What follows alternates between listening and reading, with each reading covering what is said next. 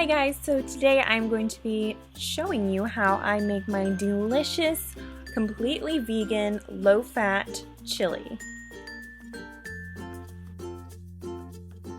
So here we have a bunch of beautiful, wholesome ingredients that we will need to make the chili. And first off, we have some diced onion. It's probably about 2 large yellow onions. We have some vegan veggie protein crumbles that will serve as the ground beef. I have about half a can of lentils, a whole head of garlic chopped up, some kidney beans, some sun-dried tomatoes, about 3 whole beef steak tomatoes diced up, some black beans, about 2 red bell peppers and 1 green, and then 2 tomatoes pureed for the sauce. You're also going to need some chili seasoning. So to start off with, I am taking my tomato puree and I'm pouring it into my crock pot.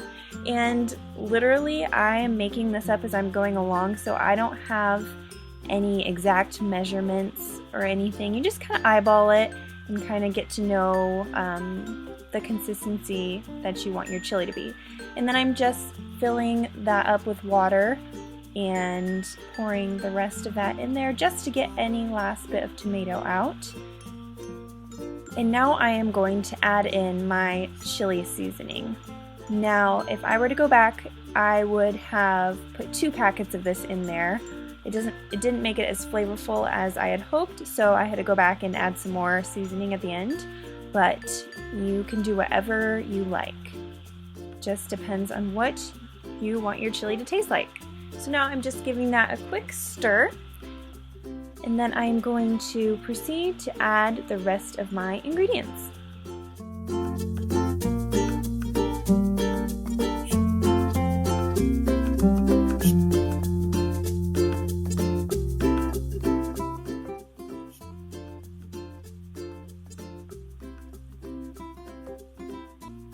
Now I'm adding in my tomatoes. So I'm doing my fresh diced tomatoes and then my sun-dried tomatoes, which are optional. I just had them in my refrigerator and I wanted to use them up. Plus I think they give a nice extra layer of flavor. Now I'm going to toss in my bell peppers.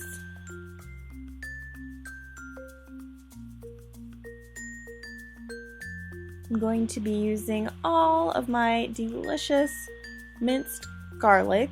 You can feel free to add as much or as little garlic as you want. My husband and I love garlic, so I'm adding a whole head of garlic. And then I'm just adding about 3/4 of this container of onions. It's probably about 2 medium-sized onions chopped up.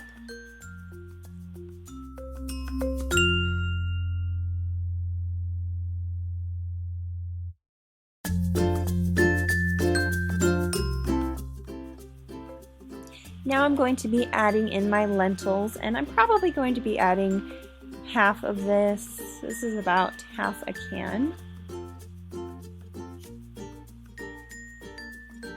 I'm gonna grab my black beans and do about half of those as well. And guys, I totally forgot to get chili beans. Yes, I know this is a chili recipe. Here's some kidney beans. You guys, you can eat or add whatever kind of beans you want. I just chose 3 different kinds of different size and color just to give some, variation and some visual interest. Just mixing it up here, literally.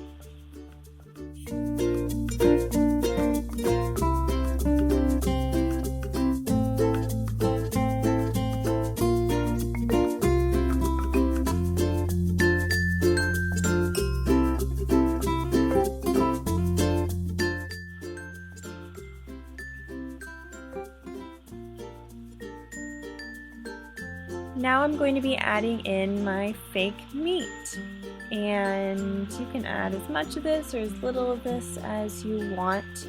I did find though that it doesn't quite stay together like real meat would. It kind of separates and it's not in nice little chunks like this anymore when your chili is completely done, that's fine. If you prefer that didn't happen, then I would suggest adding it in at the end because it is fully cooked, so it doesn't need to stay in there the whole time, but it still gives you the flavor and you can still kind of get that same meaty texture.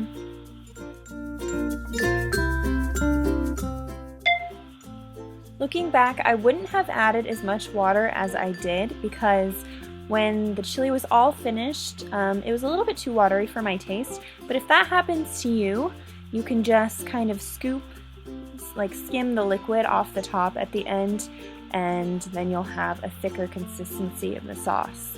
I just skimmed some off and saved it in a little jar of vegetable broth that I keep in the freezer.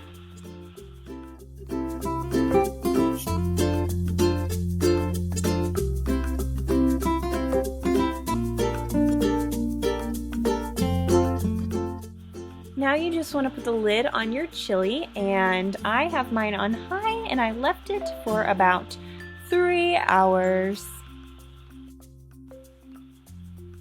Now, like I said before, I added too much water, so after I skimmed off some of the liquid from the top, I'm just adding a little bit more seasoning because it did taste a little bit watered down. I didn't put enough seasoning in it to begin with.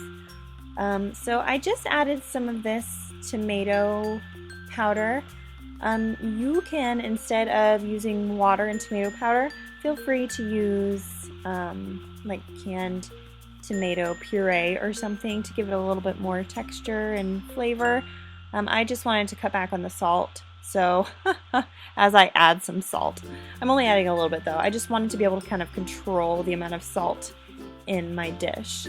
So that's the reason I didn't go with canned tomato paste.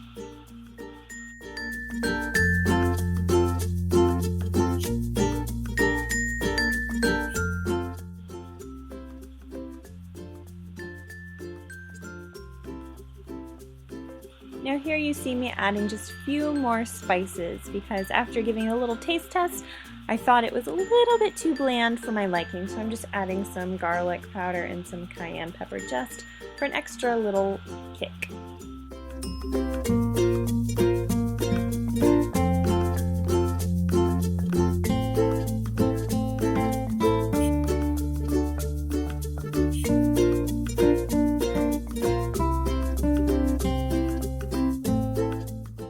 Now here's a little tip. If your chili or anything really that you're making turns out too liquidy and you want to thicken up the consistency, add some cornstarch, not directly to the dish because it'll get clumpy, but I think I have about a tablespoon, maybe a tablespoon and a half here, and then I'm just going to take some liquid, just the broth, and then I'm going to mix it up to get all the clumps out from the cornstarch in my bowl, and then I'm going to add it to my chili, and that will help thicken it up a lot.